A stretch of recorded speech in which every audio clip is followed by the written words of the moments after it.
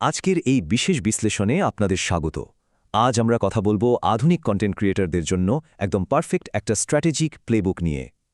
প্ল্যাটফর্মের বেশ কিছু দারুণ নতুন আপডেট এসেছে, আর আজ আমরা দেখব কিভাবে এই আপডেটগুলোকে কাজে লাগিয়ে চ্যানেল গ্রোথের একটা সফল যাত্রা তৈরি করা যায়। এই আলোচনার মাধ্যমে আমরা প্ল্যাটফর্মের নতুন ইকোসিস্টেমের পুরো চিত্রটা আপনাদের সামনে তুলে ধরব। দর্শকদের দৃষ্টি আকর্ষণ করা থেকে শুরু করে বড় বড় ব্র্যান্ড ডিল কনফার্ম করার পুরো প্রসেসটাই এখানে থাকছে। আজ আমরা যে বিষয়গুলো কভার করছি তা হল সেকশন 1 গ্লোবাল অডিয়েন্স রিচ বৃদ্ধি করা, সেকশন 2 নিরাপদ কমিউনিটি গড়ে তোলা, সেকশন 3 ভিজুয়াল স্টোরি টেলিং উন্নত করা এবং সবশেষে সেকশন 4 নতুন ব্র্যান্ড পার্টনারশিপ আনলক করা। আচ্ছা, চলুন একদম মূল বিষয়ে ঢুকে পড়া যাক। আমাদের প্রথম সেকশন গ্লোবাল অডিয়েন্স রিচ বৃদ্ধি করা এবং প্রতিটি স্ক্রিন ও ভাষার জন্য থাম্বনেল অপটিমাইজ করা। ক্রিয়েটর জার্নির সবচেয়ে গুরুত্বপূর্ণ প্রথম ধাপটি হল দর্শকদের আকর্ষণ করা। জাস্ট ভাবুন তো ব্যাপারটা, নতুন আপডেটে থাম্বনেল ফাইলের লিমিট আগের মাত্র 2 মেগাবাইট থেকে বাড়িয়ে এক ধাক্কায় একেবারে 50 মেগাবাইট করে দেওয়া হয়েছে, মানে সোজা 2400% জাম্প। অবিশ্বাস্য, তাই না?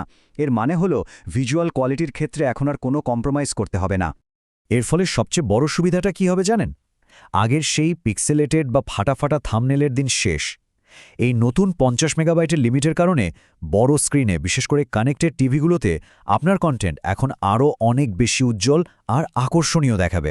শুধু সাইজ নয়, আরেকটা দারুণ ব্যাপার হলো এখন মাল্টি ল্যাঙ্গুয়েজ বা বহুভাষিক থাম্বনেল আপলোড করাও সম্ভব। ডেস্কটপে ইউটিউব স্টুডিওতে গিয়ে ভিডিও ল্যাঙ্গুয়েজেস ট্যাব থেকে খুব সহজেই যে কোনো ভাষা বেছে নিয়ে আলাদা থাম্বনেল যোগ করা যাবে। এর ফলে পৃথিবীর যে কোনো প্রান্তের দর্শকরা তাদের নিজস্ব ভাষার সেটিং অনুযায়ী সঠিক থাম্বনেলটি দেখতে পাবেন।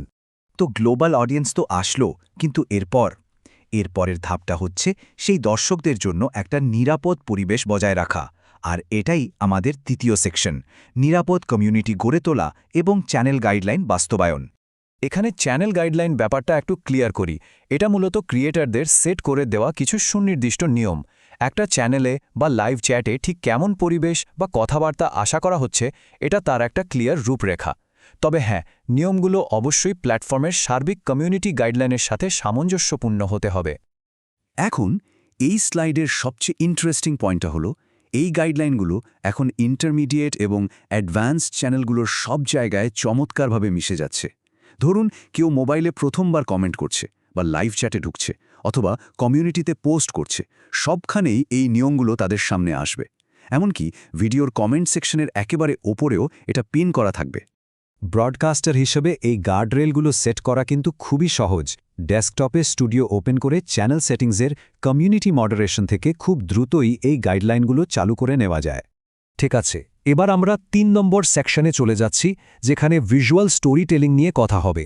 কিভাবে অনস্ক্রিন ভিজুয়াল আরও এক ধাপ উপরে নিয়ে যাওয়া যায় সেটাই আমরা এখানে দেখব। মোবাইল থেকে যারা ব্রডকাস্ট করেন তাদের জন্য এটা একটা সত্যিকারের গেম চেঞ্জার। লাইভ স্ট্রিম শুরু হওয়ার আগেই এখন প্রি লাইভ টেস্টিং অপশনে গিয়ে রিটাচ, গ্রিন স্ক্রিন বা বিভিন্ন এফেক্টস ব্যবহার করে নিজের লুকটা একদম পারফেক্ট করে নেওয়া সম্ভব। আর এই স্লাইডটা খুব সুন্দরভাবে একটা জিনিস প্রমাণ করছে। ডেস্কটপের এফেক্ট মেকার টুলটা এখন সরাসরি শর্টসের বিলিয়ন দর্শকের সাথে কানেক্টেড। মানে আপনার তৈরি করা কাস্টম ইফেক্টগুলো এখন চোখের পলকে অগণিত দর্শকের কাছে পৌঁছে যেতে পারে। আপনারা যারা ভাবছেন এই টুলটা কিভাবে আয়ত্ত করবেন, তাদের জন্য সুখবর হচ্ছে একটি নতুন official effect maker tutorial playlist এখন অ্যাভেলেবল আছে। ডেস্কটপে সাইন ইন করেই আপনারা এটা দেখে নিতে পারেন। চলুন এবার সবচেয়ে আকর্ষণীয় পার্টে যাই, আমাদের শেষ সেকশন। কিভাবে এত সব অডিয়েন্স এঙ্গেজমেন্টকে আসলে সরাসরি রেভিনিউ বা আয় রূপান্তর করা যায়। এখানে প্ল্যাটফর্মের কর্পোরেট রিব্র্যান্ডিংয়ের ব্যাপারটা একটু ক্লিয়ার করা যাক। আগে যা ব্র্যান্ড কানেক্ট বা পার্টনারশিপ হাব নামে আলাদা ছিল, সেটাই এখন সুন্দরভাবে একত্রিত হয়ে নতুন একটা পরিচয় এসেছে, যার নাম ইউটিউব ক্রিয়েটর পার্টনারশিপ প্রোগ্রাম। তবে এখানে ঘাবড়ানোর কিচ্ছু নেই।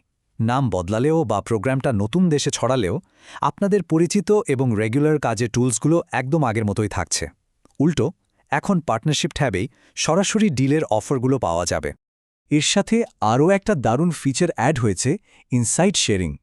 এলিজিবল ক্রিয়েটররা এখন চাইলে তাদের চ্যানেল স্ট্যাটিস্টিক্স, অডিয়েন্স ডেটা বা শপিং ইনসাইটসের মতো অত্যন্ত মূল্যবান তথ্যগুলো ব্র্যান্ডগুলোর সাথে সরাসরি শেয়ার করতে পারবেন। তবে হ্যাঁ, একটু খেয়াল রাখবেন, এই পাওয়ারফুল ডেটা শেয়ারিং ফিচারটা কিন্তু বাই ডিফল্ট অফ থাকে।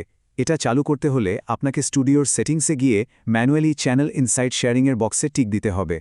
তাহলে মোদ্দা কথাটা কি দাঁড়াচ্ছে?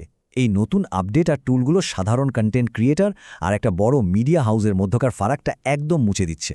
প্রশ্ন হলো, এই শক্তিশালী টুলকিটটা হাতে পাওয়ার পর আপনারা এমন নতুন কোন দিগন্ত জয় করতে চলেছেন?